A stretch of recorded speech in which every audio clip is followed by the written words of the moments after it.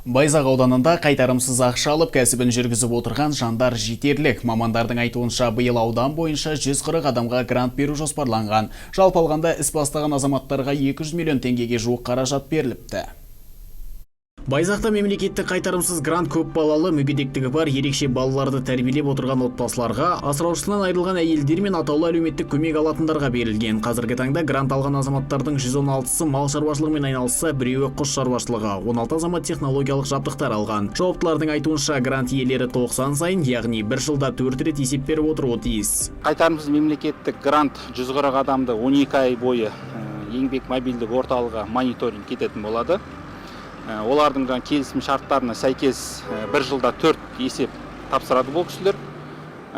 Егер де жаңағыдай есептерін уақытылы не болмаса қаражатта тиімсіз пайдаланған жағдайда өз еріктерімен не болмаса сот арқылы ақшаларын қайтарады.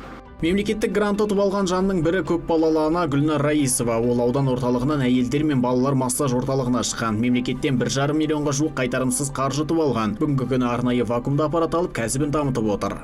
Қайтарымсыз грантпен 400 МРП алдық. Соған осы кабинетке қажетті құрал жабдық ретінде біз массажды одан ары дамыту ретінде вакуумды массаж алдық. Бұл инновация болып табылады. Бұл массаждың қызметіне біраз процедураны кіргізіп кетеді. Сол аппаратты алу арқылы ары қарай массаж центрімізді дамытып келе жатырмыз.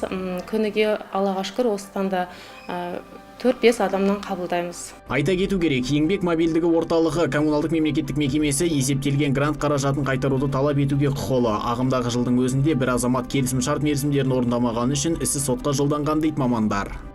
Дәулет Мұхитұлы, Қанат Күзберген, Елдар Түстікбай, Аймақ.